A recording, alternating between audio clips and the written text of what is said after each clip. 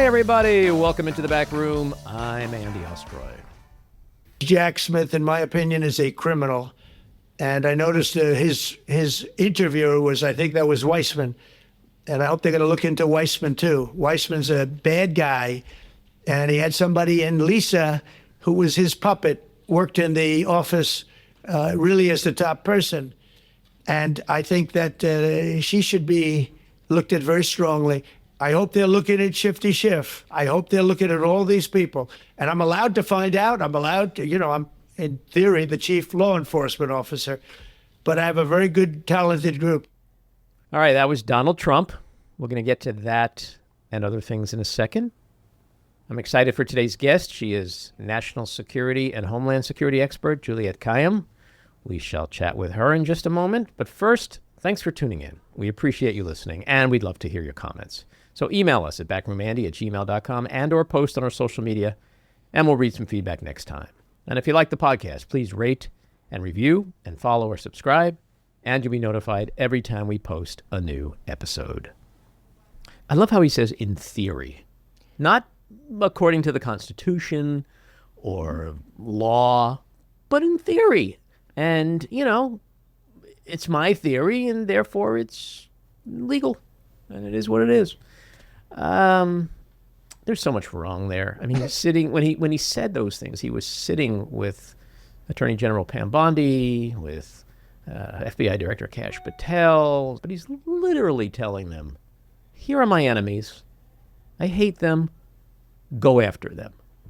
Do you think he thinks about, I hate them so much, but you know what? When they get to court, they'll have a defense of vindictive and selective prosecution, and they'll get out, and I don't really care.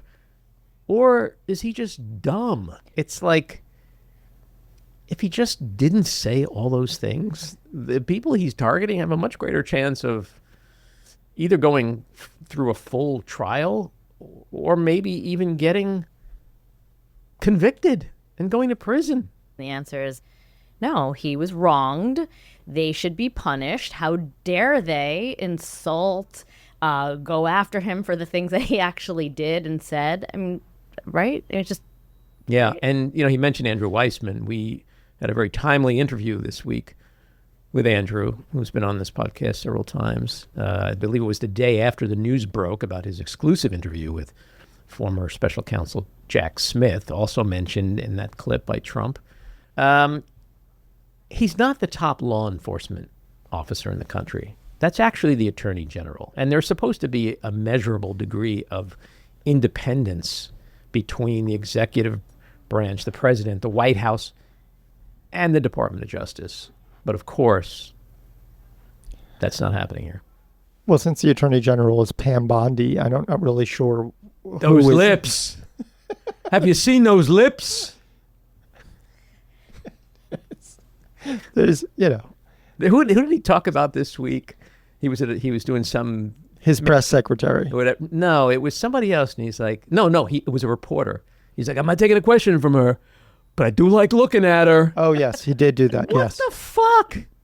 1950s, baby. It's back in style. Could you imagine anybody else doing that? I don't want to answer that question. But man, she's got a nice chest. Well, Who was that? That was Obama. Or, I don't know. I don't want to talk to you. But wow, what a body. Joe Biden. Can you imagine if Joe Biden said something like that? Well, the way this party works is if you're white, anything you say is a youthful indiscretion. Well, like those Republicans that had all that I love Nazis and black people are watermelon Yeah, they're people. 30 years old, but they're, It could be to your point, like if the Republicans are so awful that if a video surfaced or a text surfaced with 90-year-olds in a nursing home, like J.D. Vance would probably be like, it's just a bunch of kids. Yeah, exactly. Just a bunch of kids fooling around. If you're black and you're 14, you're an adult. Yeah. So speaking of Trump's weaponization of the Department of Justice, there was another indictment that came down yesterday, this time against former National Security Advisor and UN Ambassador John Bolton, no friend of Donald Trump.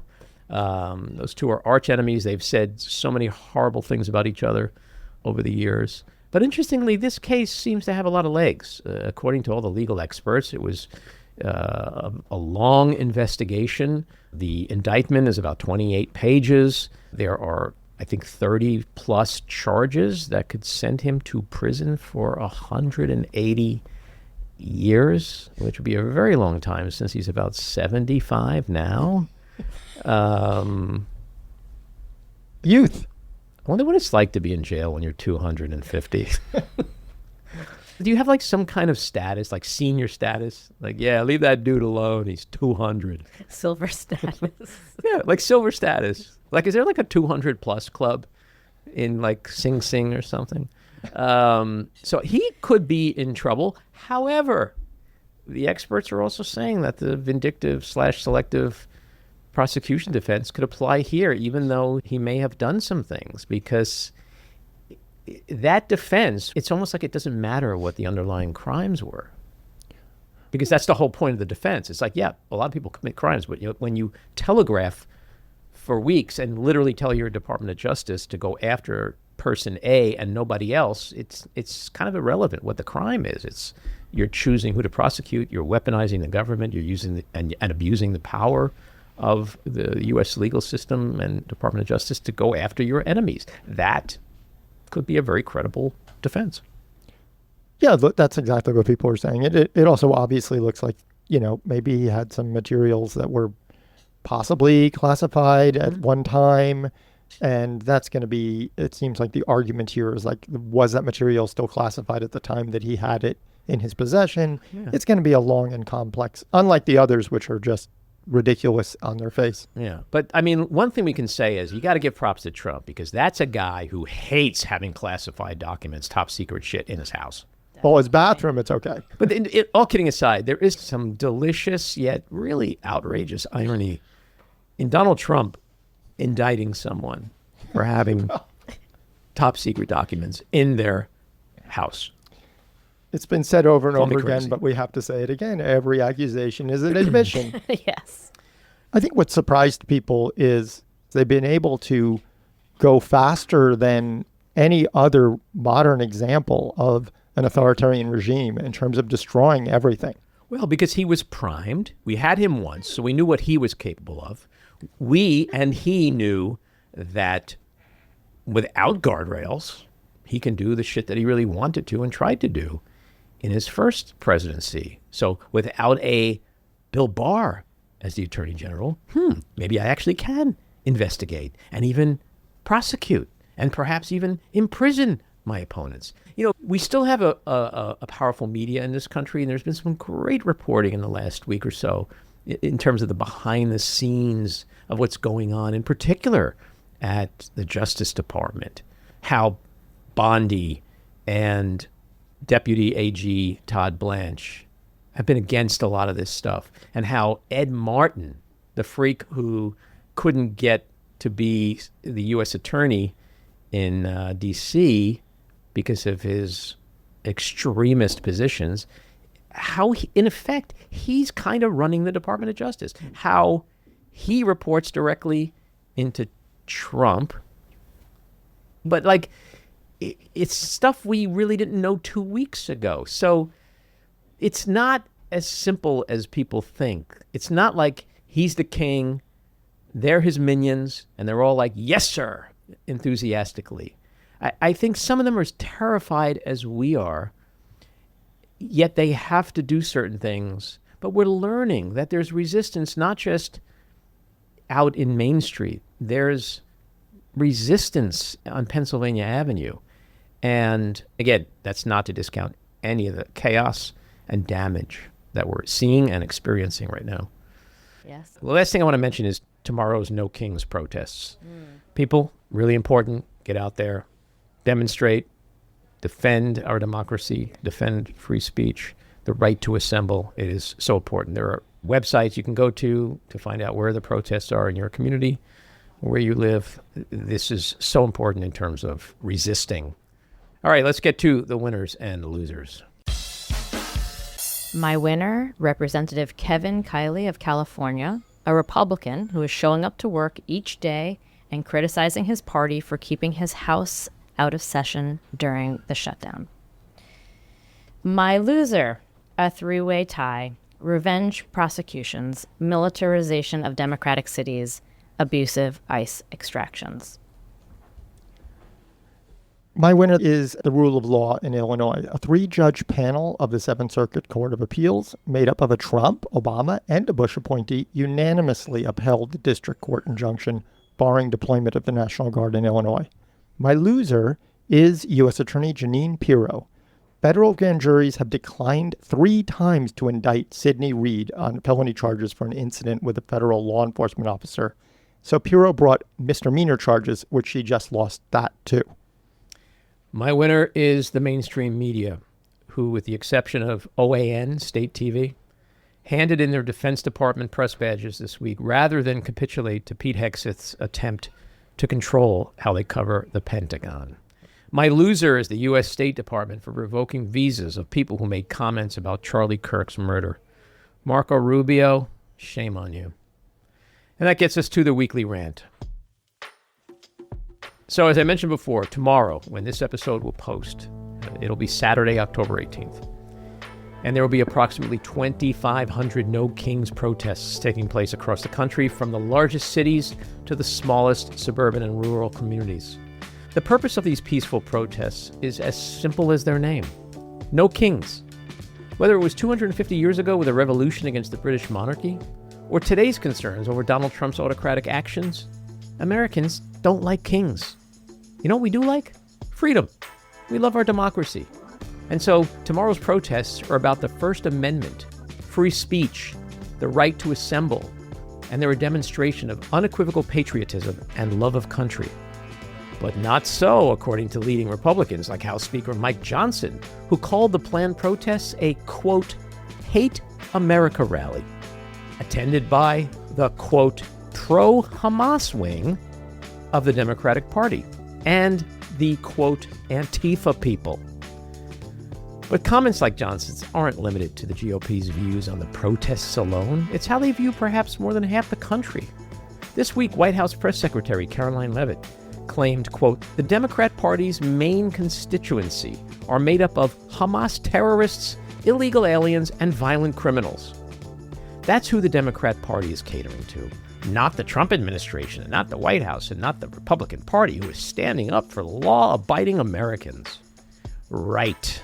Law-abiding Americans. Tell that to the hundreds of D.C. Metro police officers like Michael Fanone and Daniel Hodges, who got the shit beaten out of them on January 6th by violent rioters who were ultimately pardoned by the convicted felon president. And to the family of Officer Brian Sicknick, who died the next day after being attacked. As always with these fascist fuckers, they are practicing levels of projection that would give Freud a huge boner. But let's be crystal clear about what's really happening here. Donald Trump's approval is in the toilet. He is underwater on his signature campaign issues of the economy and immigration, and his fascist deployment of National Guard troops to American cities is backfiring bigly. Americans are paying more for groceries. U.S. citizens are being aggressively detained in violent ICE raids. Free speech and due process are under massive attack. And Trump is weaponizing the Justice Department against his political opponents and perceived enemies with bogus investigations and frivolous indictments. That's what these protests are about. It's actually a Love America rally, little Mike. Look, Trump is a president who is elected with less than 50% of the popular vote. And while he brags that he won all 7 swing states, he won them by the thinnest margins of less than 2%.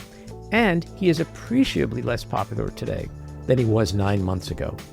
Trump is a president with the Epstein scandal hanging over his head. It's an existential threat that has him desperately throwing distraction after distraction at the American people in an effort to bury this horrible story. And together with his party, he is terrified of what could happen if Democrats win the midterms next year. So, Trump and his sycophantic thugs can try to brand the No Kings protests and Democrats in general with as many bullshit ad hominem attacks and lies as they want. But they know the truth. They know that the resistance movement is growing. They know America is turning on them. That's why they're so desperate to change the narrative. That's why they are so desperate to rewrite history. And make no mistake, Trump would love nothing more than to see violence break out tomorrow. He would love to use that violence as another lame excuse to declare more fake national emergencies to justify more troop deployments and ultimately invoke the Insurrection Act. Because martial law is his wet dream. Because that's how desperate he is. But tomorrow's protests will be yet another peaceful demonstration against the growing tyranny of this president and his administration. Millions and millions of Americans will be marching in solidarity as a demonstration of our commitment to our beloved democracy and our promise to never let it die.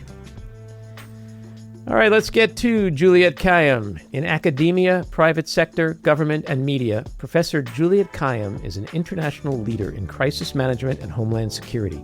She serves as the faculty chair of the Homeland Security and Global Health Projects at Harvard's Kennedy School of Government. Previously, she served as President Obama's Assistant Secretary at the Department of Homeland Security and as Massachusetts Governor Deval Patrick's Homeland Security Advisor. She is an on-air CNN Senior National Security Analyst, Pulitzer Prize finalist, and contributing writer for The Atlantic and Boston's local NPR station, GBH. She also consults for governors, mayors, public and private institutions on crisis management. She is a senior advisor to Teneo, the global consulting firm, and founded her own consulting firm to support the preparedness needs of companies, from Fortune 500 to startups. Juliette is the author or editor of 6 books, including her most recent, The Devil Never Sleeps, Learning to Live in an Age of Disasters. Juliette, welcome into the back room. I'm so glad to be here. So there's so much going on. I want to start with the Venezuelan boats. Yeah. The U.S. this week blew up the 6th boat. Apparently it's a drug boat, according to the administration. It's the 6th boat in the past month that they've blown up. 6 alleged narco-terrorists were killed, bringing the total dead so far to 27. Yeah. What the heck is going on here? Are we going to war with Venezuela? And if so, why? Yeah. So I think the short answer to your question is yes. I think we have to anticipate that there'll be some sort of military effort in Venezuela by the United States. The New York Times is already reporting as of yesterday that we have covert operations going on. Okay, so what's going on? So the boats are, I think, a preliminary salvo as a message. They are more than arguably unlawful. For no one knows who they are. The White House is just making representations about who they are. We're getting reporting that there's significant concern at the Pentagon because there are rules of engagement. There are standards as regards these kinds of missions, and generally they would never be done in a situation where you had a law enforcement alternative. So even arguably, if you could say, well, we need to kill the enemy, and you could prove that it was the enemy, right? There's processes, and the first question you ask is, are there other non-lethal alternatives? There's no reason to believe that our normal maritime capacity, which is basically arrest, which we do all the time, is not working. So one has to assume that they don't have the evidence and that they're not trying for alternatives. So it's just a message. And the reporting from Latin America and Venezuela and Colombia, because we've killed some Colombians, right? Has been that most of these people are fishermen.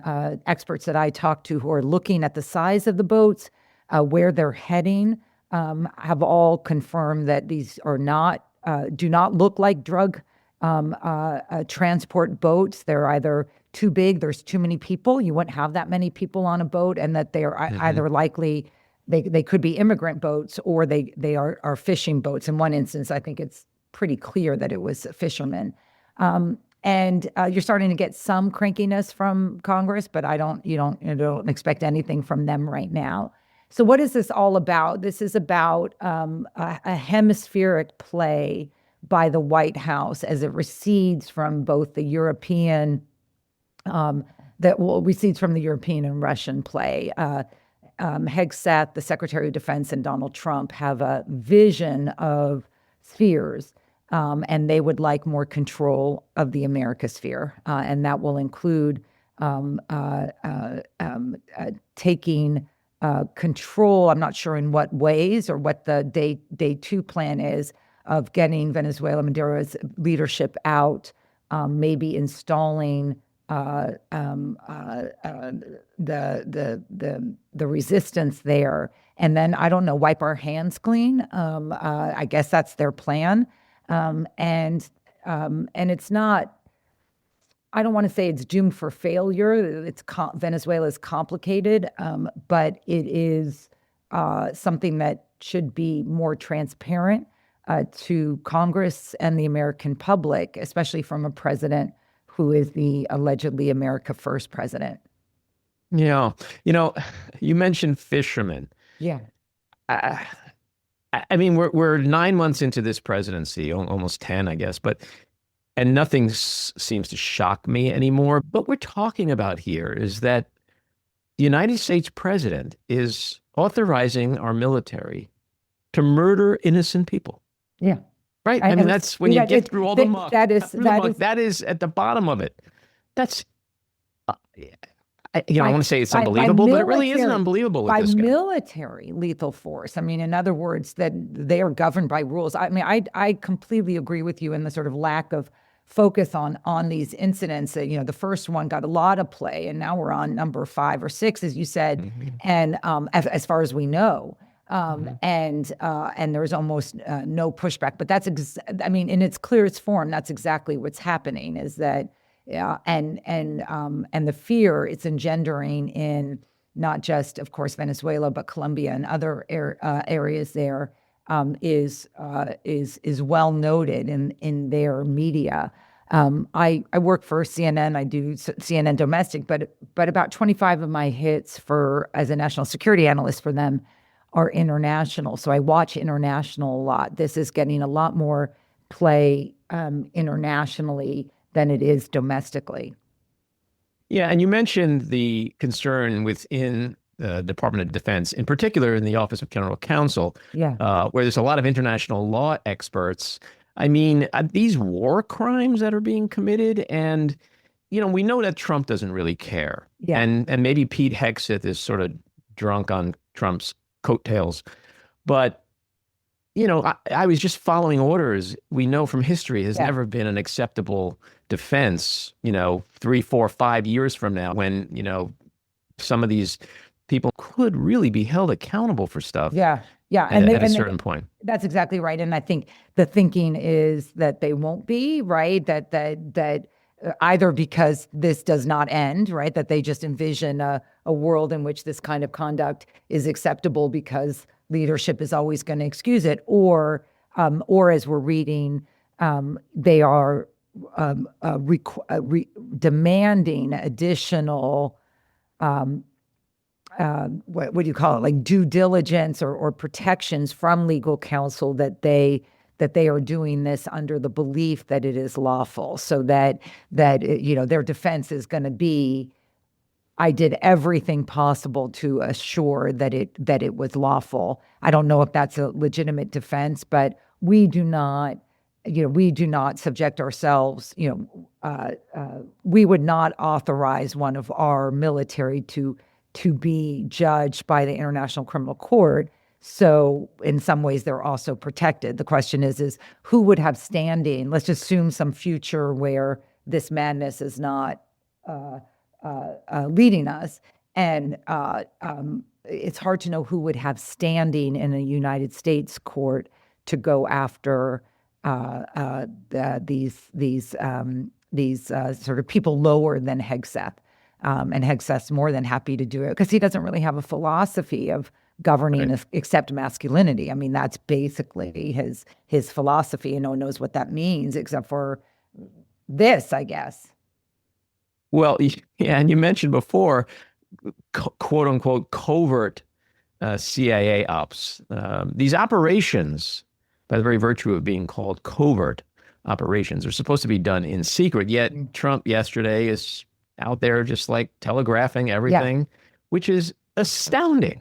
Yeah. Right? How unprecedented and more so dangerous is that? Everything the CIA does is in secret. Yeah, yeah. I mean, and part of it is, of course, the New York Times got it. You don't know how they got it and whether the White House actually wanted them to get it. So I sometimes think that there might be, because Trump likes, if this is part of a strategy to sort of terrify Venezuela, uh, uh, making them think that there are covert operations would be part of that. But I've never heard of a president confirming covert operations. But that always, that's because we always assume serious presidents. That's not what's happening here. This is for show. It is for show in Venezuela. It is to align with the Nobel Peace Prize winner, who is the Venezuelan resistance, leads the Venezuelan resistance there. But it's also a statement to Mexico, Colombia, other countries there that we worry about in terms of drug cartels, is that this White House is going to use lethal military force. And they want this to be public, that this is part of an overall campaign to assert greater control in the Americas. That's what they want to do in the Americas. I have this theory that the Epstein scandal is the biggest existential threat to Trump, that it could be the biggest scandal in presidential history. And a lot of people feel the same way. And judging by his actions and the actions of Congress and his sycophantic supporters, it seems like they see it that way too. And we've been hearing all about, the distractions, one distraction after another.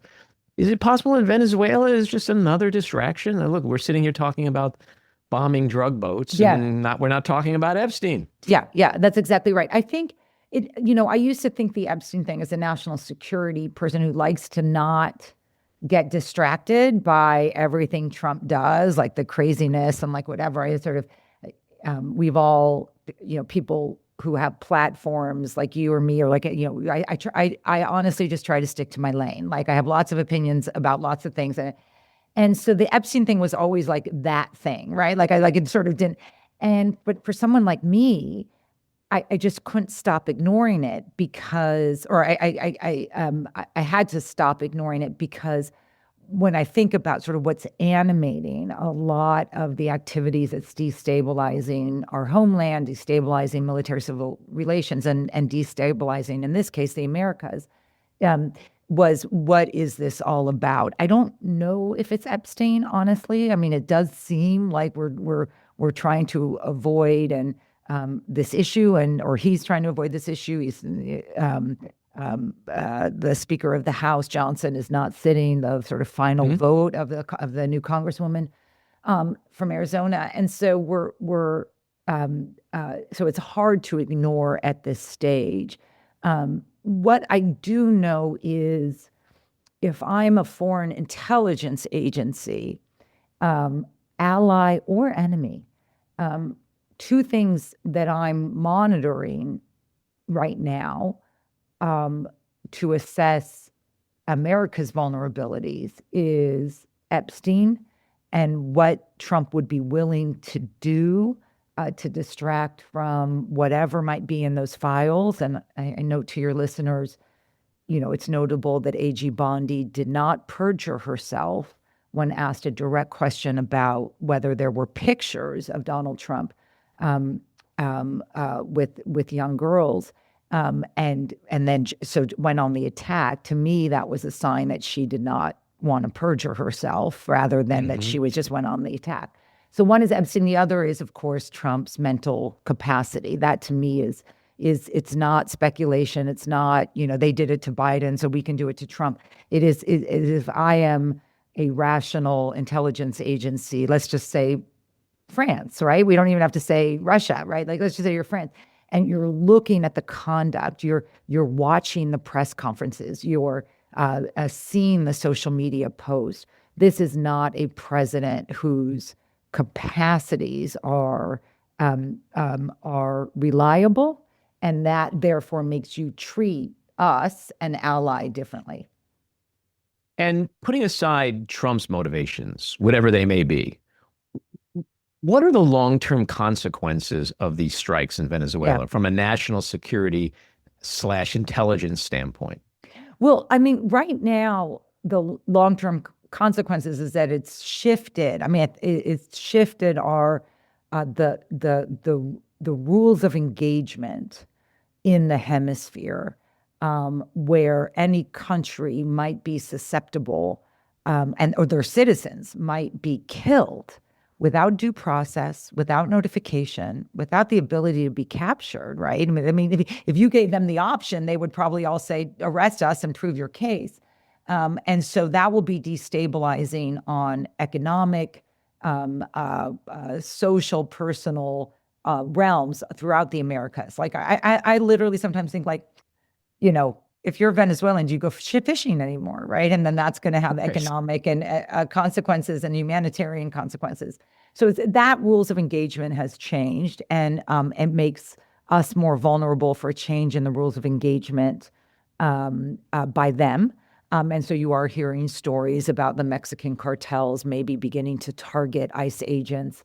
I don't know if those are true, but that would be what I would expect from the change that we engender. But I think the second is people already forget because it seems like a lifetime ago. But the president came in talking about taking over the Panama Canal. He's now talking about and likely to try to change regime change in Venezuela. That America's adventures in South and Central America will begin anew. We had, you and I know because of our age, but people forget that places like El Salvador and Nicaragua and Haiti were intimately tied to America's national security agenda in the 60s, 70s, and 80s, and we really did withdraw from that. It was wildly unsuccessful, and instead tried to support democratic reform in all those countries, and that we seem to have given up on. Look, they want a sphere of influence. They're not going to get any in Europe now because of Russia. They're going to have a sphere of influence, we think, in the Middle East, but that will be monetary and real estate related and not otherwise. They're ceding Asia to China. That is clear. They're ceding the world to China on a variety of things, but they want to own something, and it's going to be the Americas. It's funny you mentioned the Panama Canal. Yeah, we forget. Trump, his flood the zone strategy. Yeah. There's so much that comes at us that we do forget. And it's only been 9 months, but there's no more talk about Panama Canal. There's no more talk about Greenland. Yeah. There's no more talk about annexing Canada. Like all of these things, it does speak to Trump's lack of any real core philosophies or foreign policy agenda. But it also speaks to the pathological nature of his performative needs and his toddler-like attention span. And it makes you then question, like, okay, Venezuela, they're talking about land strikes, they're talking about this, that, all the things we're talking about. But at the end of the day, like 2 months from now, are we going to be like, oh, we're not even talking, nobody talks about Venezuela anymore because the bombings, it's that same, like you mentioned, the masculinity thing with Hegseth. With Trump, is all about projecting his strength, that he's the tough guy, the strong man like Kim and Putin and Orban and all the guys he worships. And he doesn't want to go to war. He doesn't really want to go to war. I think that would be a disaster for him because he ran on ending wars. I know, but his people will follow him anywhere. I mean, it is,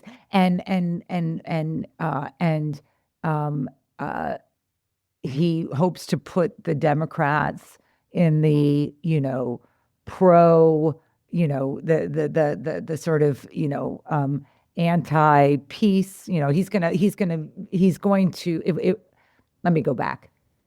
I think Venezuela is different than Canada or Greenland or Panama, and the reason why is I'm looking where the Navy is right now. Something like 30 to 35% of our Navy, of our active Navy ships, the ones that are available, are near Venezuela. I mean, you do not deploy those kinds of resources unless you have a plan for them. Or unless you're just a sociopath. That could be it. That could be it. You know what I mean? I think he will view this as an easy lift. That he's got the politics aligned. He's going to get the resistance, the democratic movement in Venezuela. He can present this as pro-democracy, and no one's going to cry over a leadership change in Venezuela. No one in South America. I mean, they'll be nervous about it, but so I do think this one might be different, just because the combination of he can create a narrative and the deployment of resources, which you never saw in Panama, you never saw obviously with Canada. But I think, and I think his people will follow him. I mean, the best line I ever heard about Trump in terms of his national security policy, if you can call it that, is to Trump, there's no yesterday and there's no tomorrow, right? It is transactional, and it is 5 seconds in front of him. Right, and it's self-glorifying. Like it is. There's what do I benefit today? So he signs a peace deal in quotes, which was essentially the delayed Biden peace deal, because Netanyahu didn't want Biden to get any credit and allowed this horror to continue for months. He signs a peace deal. It's already, from all accounts, semi falling apart, Right. because there was actually Shocker. no agreement on day 2 about what day 2 would look like, and it does seem like there's a element of the agreement, or at least a side agreement, that will be the ownership of Gaza for commercial purposes, and one has to assume that the Trump family will benefit from this. And you're hearing members of Netanyahu's cabinet basically say, basically requote Hitler, who famously and horrifyingly said, there's no good Jew. Like, in other words, any Jew is a bad Jew. And Right. they basically say that about the Palestinians. Well, we know how that ended. But he doesn't care. Trump, it's like the day after is sort of inconsequential. He got the big moment in Israel. He got all the media to follow on. He got the gratitude from the Israelis for getting the hostages released, thank God. But nothing about, wow, we have what about the Palestinians? And what about long-term security for Israel? Well, that's my point about Venezuela, is that, with him, it is all optics. It's all performance. It's, the same thing from 2003, George Bush, mission accomplished. And then we were at war for 20 years. At least those guys were committed to their ideology. They were committed to that war. Trump, he has no plan for peace in the Middle East, yet he's declaring the war is over. It's number 8. It's number 8 now on his list. That's what he cares about, having a little chart that he can Truth Social about. But it's the same thing about Venezuela. To the Peace Committee for the Nobel Prize. It's so pathetic, yes. Well, but speaking of that, he's his own worst enemy. He goes to the Middle East, right? At least then, which is only 5 days ago or whatever, it looked like this situation was much better than the one you're describing today, because you're correct. It looks like that ceasefire is very fragile and likely going to collapse, like all of the other ceasefires. But he goes over there. All he needed to do was say, this is a great day. It's a solemn day, but the hostages are home. We're working on peace. Thank you very much. Good night, everybody. Yeah. Instead, it's Obama was awful, Biden is awful, blah, blah, blah, the same rally speech. Yeah. And if you're the Nobel Committee, you're like, well, even if we wanted to, he just blew it again. Yeah. But with Venezuela, to me, it's like the same thing. He doesn't want to put in the work. There's no core strategy about going to war. We'll talk again in 3 weeks and see, because I Maybe agree you're right. with you. I agree with you on everything, but he doesn't think it's work. Like, in other words, he'll just, look what we did in Iran. Like, he'll just drop a few bombs. He'll, hopefully, he'll make a message, whatever. None of this is work to him, right? Because there's no tomorrow, right? Why worry about the consequences when there's no tomorrow? I want to ask you about something you said about his supporters. You're right. 10 years ago, he said, I can shoot someone on Fifth Avenue, not lose any support. He was sort of right, because for the most part, he's not lost support. But given the way the elections are won and lost these days on the margins, we don't need all of MAGA to turn on him. No, that's right. 5% is a gift if that happens. Right. We see that they've turned on him on some appreciable level with Epstein. They didn't like the Iran bombing. He promised them no wars. He's not lowered groceries. He's not delivering on and they don't care about Venezuela. You think MAGA cares about Venezuela? So I do think there's some cracks in the armor. And I do think, but maybe you're right, but I think Venezuela could backfire on him. With Trump, it's every dot connects. You're killing innocent people in Venezuela. You're also arresting citizens on the streets of Chicago. That's where I think the connection is. And I also think like the bailout of, oh my God, what country now are we bailing out for $20 billion? Argentina. Argentina. Right, that's the other thing. Like, they're pissed off at him about that. Yeah, I do think that there's a consistency, but I do, like, all of that, I don't think it's background noise, but I do think about, you know, that with what is happening in the homeland is a very difficult and unsuccessful story for Trump to take. What I tell people, you know, because I got my girlfriends, you know, calling me all the time thinking, you know, should I move to Canada, whatever. And I say, you know, just wake up every morning and remind yourself how wildly unpopular he is and each of these policies are. And I think that's why, you know, we're talking before the a few days before the No Kings rally. But I think, you know, I think one of the reasons why you're seeing the Republicans come on like crazy people about it is because they suspect what a lot of people know. Lots of Americans are going to come out. So we're going to call them pro-Hamas, you know, pro-Soros, you know, ralliers. And I think, and then there'll probably be, you know, some deployment of the military and in time for like we don't know what he's going to do in the next 48 hours. They'd be smarter to sort of ignore it. They're sort of elevating people's interest in it in some ways.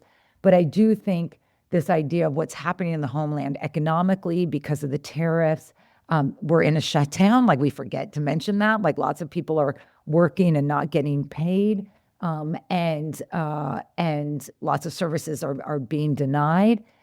People and this immigration stuff. The immigration stuff is really interesting because it, I mean, it's horrifying. It shows that Secretary Noem, head of DHS, has no control over ICE. It's all being run out of the White House, and they lie about what's going on. They're holding, there's too many incidences of them holding Americans who do not look like the Americans they think that Americans should look like. To say that there's any real strategy here. And Americans really don't like it because what they were promised was, you know, deportations of the worst of the worst. And they should have focused on people with final deportation orders who are still in the country, either in jail or out of jail, and get them the heck out. I would have supported that. I'm a Democrat. I believe in strong borders. I believe in rules about who gets to be here. I don't believe someone who is a mother of three and is normalizing her immigration status, and that's been approved by a court, and gets held after she leaves is either is who we were talking about, nor does it satisfy like any semblance of what the heck are we doing here. But they want, once again, it's for the show. They like the pictures. They're glossy pictures. Well, none of what Trump says makes sense. He contradicts himself every time he opens his mouth. If he's talking about Venezuela, it's because there's an influx of, you know, they opened the prisons and they're all coming in with the fentanyl. Yeah.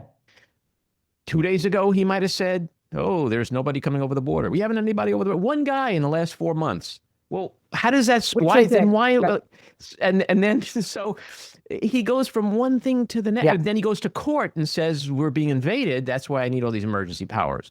So it's like, which is it? Are they coming over the border? Is there an invasion? Or are you bragging that we haven't had anybody cross in months? Yeah, and those inconsistencies are hurting him. I mean, in the sense of they do hurt him in court because courts are now willing to take that, you know, what he posts as a presidential statement about intent and then saying, wait, lawyer, you're telling me the opposite, but what the president tweeted out 5 minutes ago. And so, you know, I mean, you know, but this is the madness that the lack of certainty and, you know, or the lack of stability that they enjoy. I'm on the outside and I find it freaking exhausting. Every once in a while I have to tune out for a few days. I was like, Like, how can anyone in the administration be enjoying this? Is not fun. I mean, by let alone the policies around it. It is a mad way to govern a large society, a large country. But if their goal is to, basically exhaust people, that they may be succeeding, but that exhaustion may turn against them. I mean, people may remember, people like not being political all the time. It is, and we have to remember that.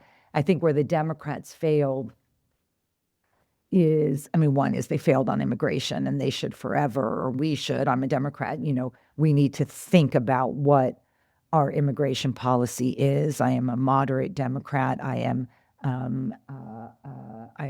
pro the Democratic Party, but I do think elements within the party, when you push them, really are open border. I don't think that's they'll say they aren't, but then they, you try to do anything and they call Obama the deporter in chief. Like, this is not immigration policy. So we lost on immigration, but we also lost on reminding people why government matters. They're seeing it now. The farmers are seeing it now. The mothers who are trying to buy food for their kids are seeing it now. School teachers are seeing it now. Doctors are seeing it now. And even the venture and money people in San Francisco seem to be seeing it now. And we just have to remind people government does matter in their lives, if only to give them consistency so that they can live their lives as they want to. So you can't, if you're a small business, you can't plan what your prices will be right now. And if you're a multi-gazillionaire, you cannot plan what your supply chain looks like right now. And if you're an athlete, you have no idea what to expect with FIFA. Every day there's just and maybe that's the messaging is, government exists so that you don't have to think about it, and everyone's thinking about it now. Well, you're right. The clarity in that messaging it's been bankrupt. Yeah. Last week I interviewed Kate Conley. She's running against Mike Lawler. She's running to unseat Mike Lawler. Right. It's a big Democratic primary in New York, 17th district. But I think she's got a real good shot. She's got an incredible, impressive background, combat vet, national security person. And I said to her, when you go into like a cafe or, whatever, and like some Republican person is like, yeah, what are you going to do about those trans men in the bathrooms, right? Every Democrat should just say, okay, you have a wife, you have a mother, you have daughters, you have nieces. When is the last time any of them ever said to you, they just saw a man in the bathroom? Yeah. But when is the last time you went into a supermarket and you couldn't afford all the groceries you wanted to buy? Yeah. Focus on what's important. Yeah. And to your point, that's the message that Democrats have not been great at. They let the Republicans define it. The line, I could not believe Harris didn't use it, but the line that should have been used is, there are more women who legitimately have accused Donald Trump of rape or sexual misconduct than there are trans athletes seeking entry into the NCAA. Like, let's talk about what really matters. And then you just dismiss it, right? But instead we get into equality. We're letting we're letting them define what America is, and that's just wrong. And I do think on issues around sports, right, we need to also listen, right? I'm not saying I want to deny them. It's just there are lots of people in the Democratic Party who we should listen to about how do you align these competing interests, rather than saying, well, you're anti-trans, or even worse, you're anti-LGBTQ, and say, because these are people who, if given the chance, are going to revisit gay marriage, right? This is, if given the chance, I have no doubt about it. So it is, but so we have a lot to learn. Our challenge is, of course, you can't fight somebody with nobody.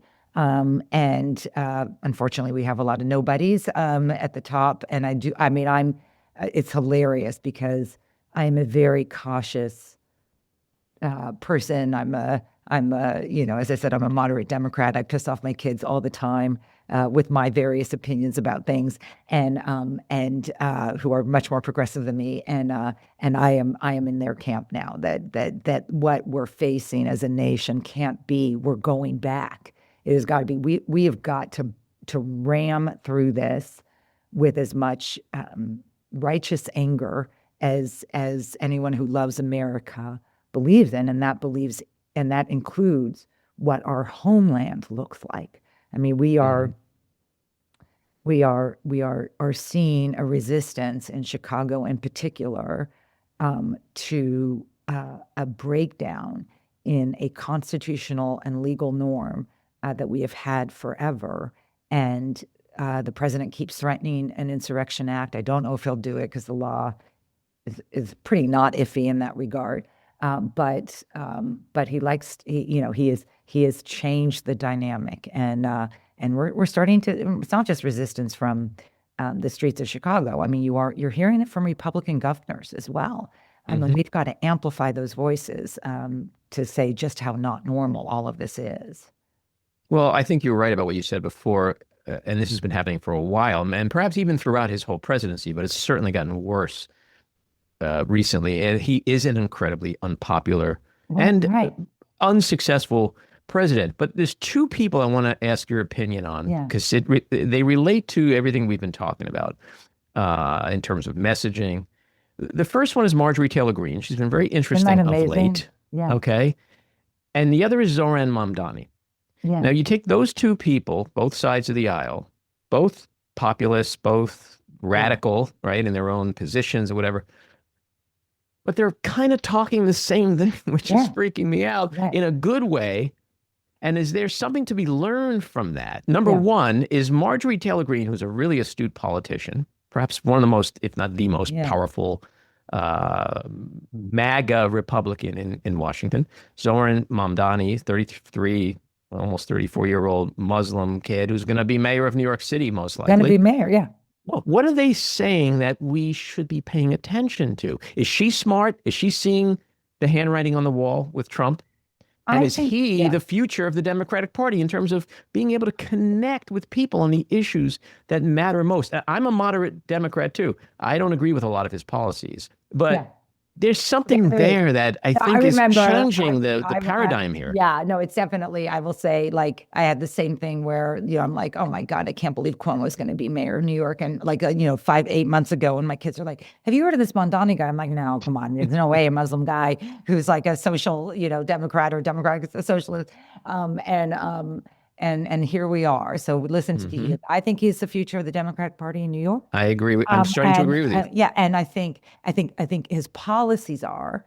I think the excitement level, the idea that Democrats are worried about it is ridiculous. And you look at the breakdown. It's like Jewish New Yorkers are supporting him in vast majorities in certain age brackets. Like, this is a guy who's unifying people, and the Democrat, young, and this is someone who's unifying lots and lots of disparate groups rather than the sort of, mail it in, we're going to pick Cuomo. So he is the future of the Democratic Party in terms of the we don't have to mail it in anymore. Like, we can get excitement.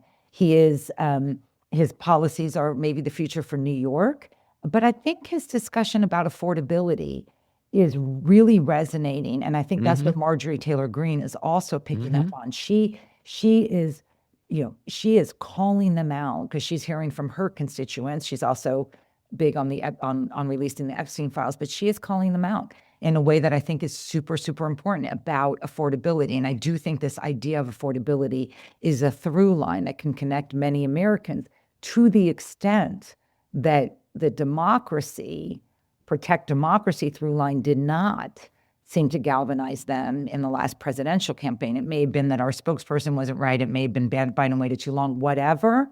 But that didn't have resonance. But people do understand affordability being tied to government. right? The government actually has a big say on how we live our lives and rent control and and when we go to the market and tariffs and can I furnish my new home? My husband and are not for want, right? We look at the economy and go, do we really need that for the house right now? Like, and you think about us not putting a couple thousand into the market and the trickle down effects. Okay, so we didn't hire 2 guys to fix our gate because we think it can survive another winter. Like, like it probably won't, by the way, right? So just think about that trickle effect all the way down. Well, that's happening at levels that are living much more paycheck to paycheck than we are as a family. And I'm thinking, and when we decided, like, it wasn't like we could afford it. It was just like, really, like the whole thing could fall apart, right? Like we don't know, it's just like, I just think about, like, on every level, I have girlfriends who are like, well, we're not sure we're going to do that big trip this winter. People, the affordability thing, I think, does have resonance and goes to our stability, right? As a nation. Yeah, well, when you think Goes about to all our the security. programs that have been cut and all the hardship, the chaos, the cruelty of Doge earlier this year, the suffering that our farmers, and that's why when they see $40 billion now going to Argentina, I think there's something For only that's one candidate, with the though. start of something. Right. I think that's right. No, I hope so. And we'll see, what the streets look like in a couple days, right? Like, I think that is, but show up. Like, and we all show up in our different ways. People have to show up. Show up, and as it's there's a lot of noise, but I think it's why do I do podcasts? It's like you got to get out there and remind people that they have agency. And this goes a lot to my expertise, which is, security and crisis and stuff, which is, one of the most successful ways to think about sort of disaster or crisis management, which we may very well be in right now, is you got to give people agency. And so I don't appreciate, like, you're probably a news junkie like me. You see these people on TV and it's like, we're in an autocracy and everything is horrible, whatever. It's like, I want something, right? Like and everyone can do that on different levels, right? Which is also absolutely. People have the power. They can't forget that. They do. So this has been a pleasure. Yes, thanks for coming on, and thank you. Come back. As I putz with my hair throughout the whole thing. It's been such a pleasure. Thank you. Likewise. Take care. This episode was produced and edited by me, Andy Ostroy. It was co-produced by Maddie Rosenberg and Jen Hammoud for Radio Free Rhinecliff, with additional editing by Maddie Rosenberg, music by Andrew Hollander, and graphic design by Cricket Lengale. And with a special thanks to our sponsor, The Epicurean. Again, thanks for listening. Please rate and review wherever you get your podcasts, and subscribe to the Backroom with Andy Ostroy YouTube channel, where you can watch full videos of our interviews. See you next time.